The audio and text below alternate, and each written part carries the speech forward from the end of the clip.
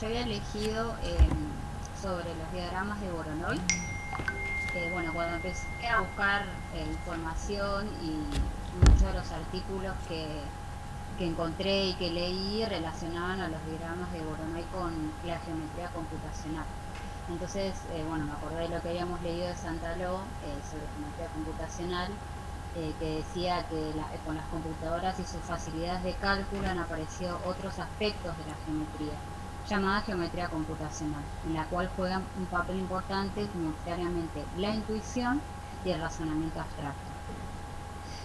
Bueno, en todos estos artículos y eso hablaba de que el estudio de los diagramas de Voronoi formaban una parte fundamental de la geometría computacional. Bueno, entonces, ¿qué es la geometría computacional?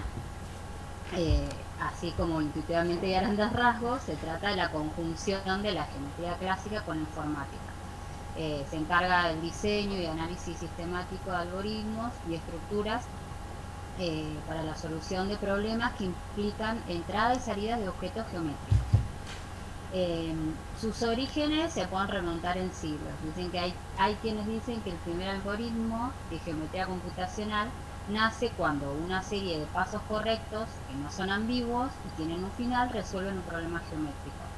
El precursor Euclides. Pero bueno, recién solo a principios de 1970, Michael Shammo comienza un estudio sistematizado de problemas porque estaba obsesionado con la idea de crear una nueva disciplina en las ciencias de la computación, que fue la geometría computacional. Bueno, la investigación en esta área encontró muchas aplicaciones en la vida real, que bueno, acá hay algunas, pero más adelante voy a nombrar bastantes. Bueno, pero entre ellas robótica, diseño gráfico, sistemas de información geográfica, etc. Pero bueno, ¿qué son los diagramas de Voronoi? Bueno, los diagramas de Voronoi nos ayudan a formar una descomposición ordenada de un espacio determinado de acuerdo a un conjunto de elementos puntuales que se llaman sitios de Voronoi. La idea intuitiva se basa en la proximidad, o sea, se supone un conjunto inicial de puntos donde cada P sub I de este conjunto se le asocian aquellos puntos que obviamente no pertenecen a este conjunto inicial, que estén más cercanos a este que el resto de los otros P sub J del conjunto.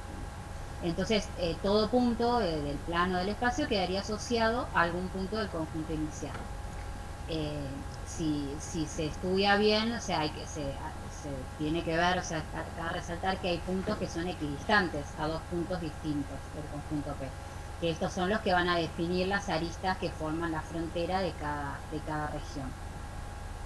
Bueno, también es importante y está bueno verlo, después va a haber un ejemplo en que pueden definirse sobre cualquier métrica y en cualquier dimensión, no solamente en R2 o en R3 y hablando de distancia euclidiana, por ejemplo. Pero bueno, sí, las definiciones como más que más tuvieron divulgación y eso fueron utilizando la distancia euclidiana y bueno, y en R2 y en R3. Bueno, una definición formal, o sea, que dice AP, un conjunto de n puntos distintos en el plano que son denominados generadores o sitios de Voronoi también se dice. Se define el diagrama de Voronoi de P como la subdivisión del plano, si es R3 en el espacio, en n regiones, uno para cada P sub I, cumpliendo la propiedad de proximidad en la que el punto que pertenece a una región de un sitio, o sea, pertenece si la distancia es la mínima.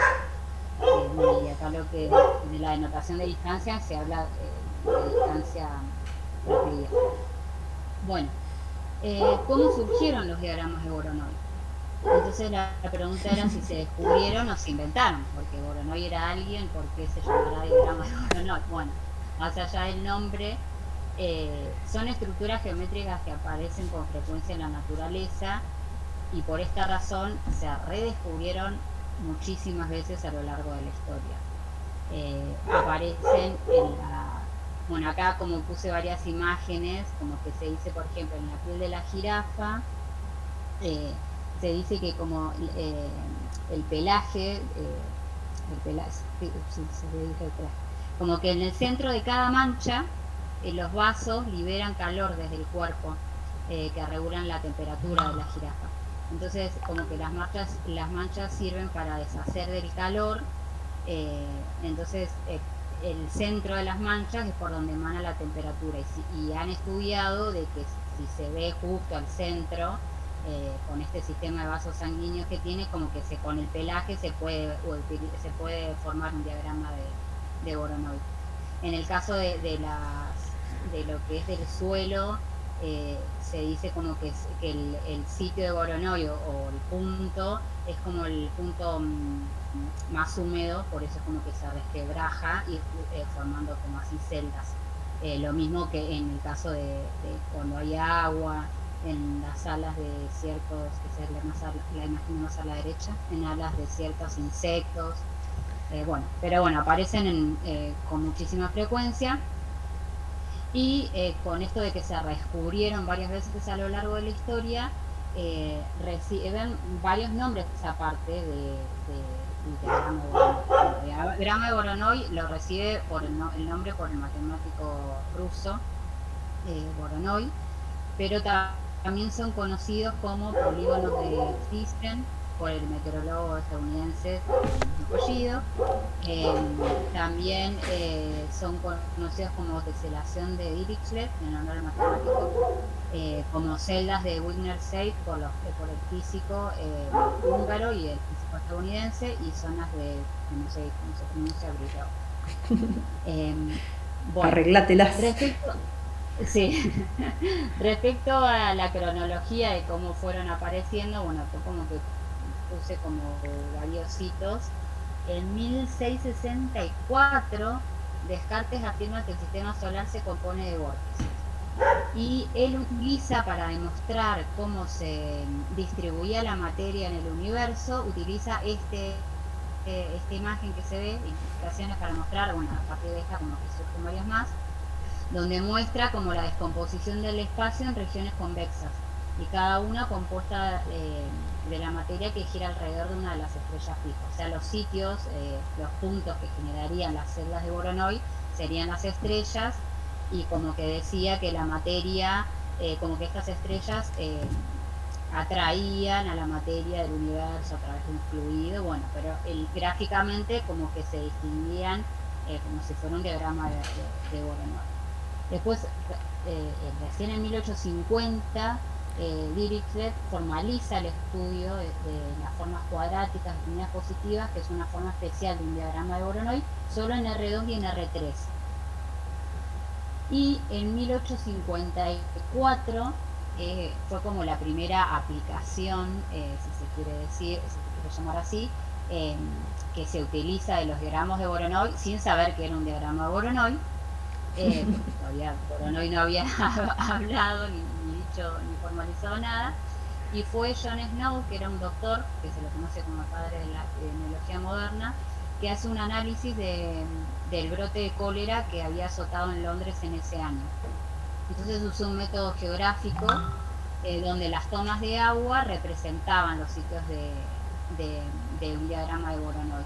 Y lo que hizo fue, o sea, había habido muchas muertes, entonces ubicó las muertes en el plano, ¿no? Geográficamente, para ver a qué toma de agua estaba más cercano, y ver a ver desde dónde la contaminación, porque era por debajo Yo creo que fue un poco al revés,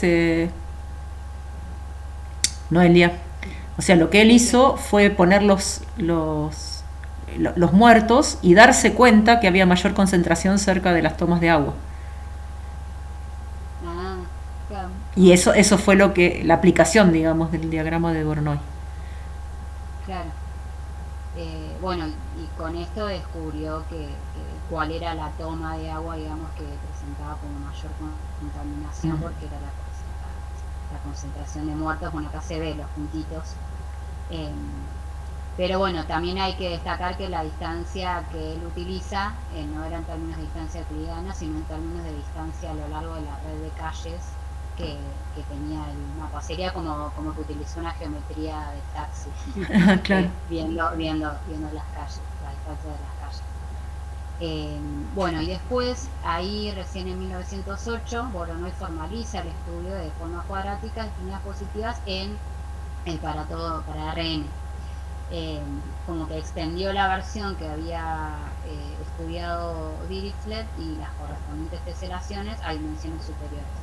Y en el mismo artículo también estudió las teselaciones duales asociadas que se iban a llamar más adelante triangulaciones de Velonosis. Extraje, acá me equivoqué, no lo corregí al final. Puse un extracto del escrito que hace él del artículo, que dice: durante 12 años he estado estudiando las propiedades de los paraleloedros. Puedo decirlo, es un campo espinoso para la investigación y los resultados que obtuve y expuse en estas memorias me han costado caro. Me di cuenta hace mucho tiempo que la tarea de dividir el espacio analítico n-dimensional en poliedros convexos congruentes está estrechamente relacionado con la teoría aritmética de formas cuadráticas positivas. Entonces lo que hizo fue estudiar los paraleloedros, que son los poliedros, que son determinados poliedros que se pueden trasladar sin rotaciones en un espacio euclidiano, no tridimensional. Entonces llena el espacio como un panal en el que todas las copias, copias del poliedro se encuentran cara a cara, digamos, no hay huecos, sería. Hay 5 tipos de paraleloedros identificados, que los identificó por primera vez, se identificaron por primera vez en 1885. El cubo, bueno, el prisma hexagonal, el dodecaedro rómbico, el dodecaedro alargado y el octaedro cóncavo. Después, en 1911, Thyssen calcula y analiza datos meteorológicos en las estaciones pluviométricas. El diagrama de Voronoi también se conoce como polígonos de Thyssen. Lo que hizo el meteorólogo norteamericano fue realizar, o sea, utilizó obviamente los estudios por Dirichlet y Voronoi que se habían desarrollado, y lo que hizo fue dividir el territorio en áreas y asignarles valores de las precipitaciones. O sea, lo que hizo fue como un estudio meteorológico de las precipitaciones. Entonces, a cada estación meteorológica localizó en el plano, entonces ahí trazaba las líneas y generaba áreas, digamos, polígonos. Entonces lo que hacía él era estimar la precipitación de cada área, y dicen que hasta el día de hoy como que ese cálculo es mucho más, es mejor que calculando, por ejemplo, con la precipitación media de un lugar. Y bueno, tuvo muchísimas aplicaciones.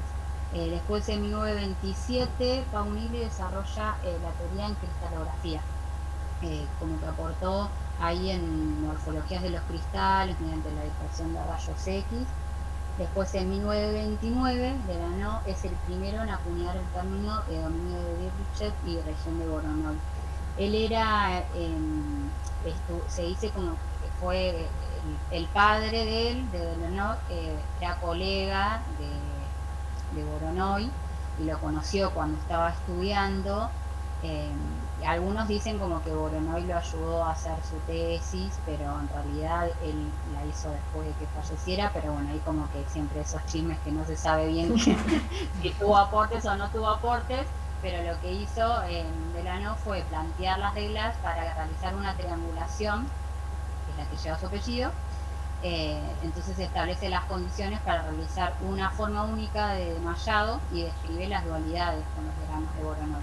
O sea, si ven ahí en el dibujito, en la izquierda, bueno, es la triangulación, y a la derecha está el diagrama Voronoi. Entonces, si ven los vértices de los triángulos para que realicen una triangulación son los sitios o los generadores del diagrama de Voronoi. Por eso se dice que es el dual. Y tiene alguna propiedad de minimizar algo, ¿no? La triangulación del dual, porque justamente está hecha sobre esa red que minimiza distancias, entonces también sí, alguna propiedad tiene interesante. Sí. Después, en 1933, William y Seidel describen las regiones de Voronoi para puntos de retículas en el espacio tridimensional. O sea, lo que hacían era estudiar estructuras cristalinas y lo que hacían era dividirla, como veían que tenía como una malla que se repetía periódicamente, eh, la dividían en celdas unidades, y ellos descubren como una celda que era la de mínimo volumen y que la llaman con su nombre, la celda de Dune 6, y también para esto utilizaron el diagrama de Voronoi. Después de 1944, Donald Bogué era un sociólogo y se dedicó a estudiar, hacía estudios de mercado, utilizó como los polígonos de Voronoi como definiendo los centros metropolitanos de Estados Unidos para ver el tema de ventas y estudios de mercado, era como algo más económico. Después, en 1965, Brown estima la intensidad de población de los árboles en un bosque, definiendo una región de Voronoi para un árbol individual, entonces la llamaba el área potencialmente disponible de un árbol. Después también, en 1985, Huff y algunos más definieron las regiones de Voronoi con respecto a los centros de los capilares en secciones de tejido, que era un poco también esto de lo que hablaba de la jirafa, ¿no? Por ese lado del estudio, de los vasos sanguíneos y eso que se distribuyen como diagramas de Voronoi. Y en 1985, Ivan de Waker, que eran astrofísicos, hicieron una partición del espacio por medio de un proceso también de mosaicos de Voronoi. Bueno, como vieron, hay muchísimas aplicaciones, pero bueno, estas aplicaciones empíricas, que están basadas en la observación de experiencia, permanecieron limitadas durante mucho tiempo debido a la falta de un medio sencillo y eficaz de construcción de diagramas, lo que llevó como a la búsqueda de soluciones desde el área de la informática, dando lugar al desarrollo de una serie de algoritmos durante la década de los 70 para construir diagramas en 2 y 3 dimensiones, lo que inmediatamente obviamente propició un montón de progresos en las ciencias de la computación, impulsaron el avance de lo que era la geometría computacional. Bueno, otra vez, ¿no? Que los usos han sido muy variados y muy diversos, y por cada nueva aplicación se requiere a veces un algoritmo diferente. Por eso tuvo tanto desarrollo cuando las ciencias de la computación estuvieron como más avanzadas. Bueno, ¿cómo se construyen? Acá puse como algunas formas, hay muchísimos algoritmos y maneras de construir. Como la más sencilla, pero bueno, obviamente es la que más requiere más tiempo, es dados 2 puntos, ahí no me quedó bien el P sub I, bueno, dados 2 puntos P sub I, P sub J, se traza el segmento, y se divide el plano en 2 regiones, y la región, quedan 2 regiones que contienen cada una ese punto, el segmento obviamente perpendicular, y entonces se agrega otro punto más. Entonces lo que se llama vértice de Voronoi es que tiene la propiedad de que si vos agarras los 3 puntos y trazas una circunferencia, ese es el centro del círculo que pasa por todos esos puntos, ese es el vértice de Voronoi. Y este círculo no contiene otros puntos generadores en su interior, que eso es una propiedad también del diagrama y que se utilizó en otras aplicaciones. Bueno, el concepto extiende a puntos P sub n, de forma que cada uno de ellos asocia una región de Voronoi. Después está el algoritmo incremental, que es como que se hace el diagrama de Voronoi, se construye para cada punto y después se le agrega otro punto más, entonces se construye el diagrama para K más 1 puntos. Entonces la idea es generar celdas de forma incremental, pero en lugar de hallar la intersección de cada región con respecto a todas las demás, se lleva solamente los cálculos a aquellas que son afectadas por ese nuevo punto. Ahí se ve, se agrega un punto que es este puntito blanco que se ve ahí, y en base a ese se forma la nueva celda. Y después está también el algoritmo divide y vencerás, que también se utilizó mucho, que es dividir un problema en n subproblemas. Entonces, en general, se hacen de a 2 o 3 y se utilizan los n, digamos, subdiagramas de Voronoi y después se unen para formar el general, para obtener el diagrama general de Voronoi. Y después aparece el algoritmo de Fortune o barrido del plano, que en 1985 Steve Fortune inventó este algoritmo porque los otros tenían como obviamente dificultades y eran muy lentos. Y había una de barrido del plano, pero que no funcionaba muy bien. Entonces lo que hizo él es distorsionarlo. O sea, al barrer el plano con una línea, parte del diagrama que cae por encima de la línea se puede modificar por los puntos que quedan abajo. Entonces, para evitar este problema, Fortune lo que hizo es utilizar la línea de playa, que es lo que se ve como si fueran parábolas. Entonces, trazaba las parábolas que eran equidistantes a la línea esta que barre y al punto, así ibas intersectando y así iba formando las celdas de Voronoi. Había unos dibujitos re lindos que iba paso por paso, pero bueno, me iba a llevar como 50 diapositivas. Bueno, y después, nada, lo que acá puse más aplicaciones, entre ellas están las que ya mencioné, hay muchísimas.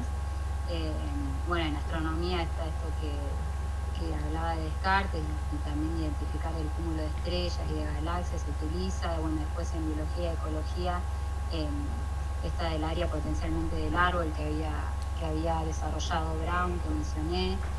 Bueno, en cartografía también, en cristalografía y química también hubo mucho desarrollo.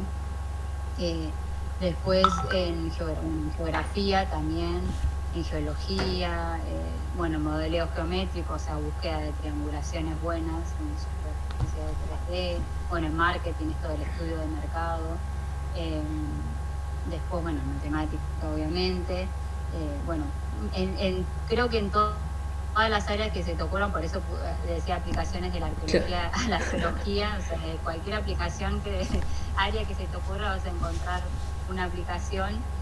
Bueno, en fisiología el tema de los dominios capilares, de la distribución capilar de los vasos sanguíneos, y bueno, robótica, estadística, zoología, donde se te ocurra podés encontrar diagramas, aplicaciones de diagramas de Voronoi.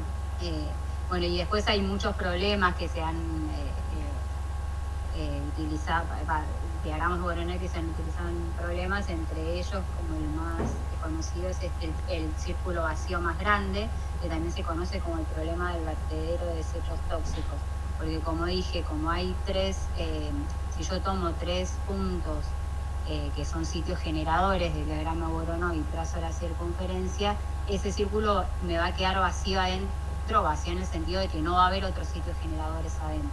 Entonces se utilizaba como el problema del vertedero de desechos tóxicos porque podías ver dónde verter desechos tóxicos que no tengan ningún asentamiento dentro, ¿no? Por eso que quedaban fuera, por eso el círculo era vacío. Bueno, nada, como mencioné, hay muchísimas aplicaciones, también dentro de la geometría computacional. Una búsqueda así rápida encuentra alrededor de 300 artículos, todos publicados en la última década, y más de un tercio, ¿no? Desde 1990, que como recién en 1970 y en 1985 se habían empezado a desarrollar más la geometría computacional, como que ahí fue la explosión de utilizar los diagramas de Voronoi en tantas áreas. Así que bueno, eso fue todo. Muchas gracias. Muy lindo. Bravo. Muy lindo. Todo re lindo.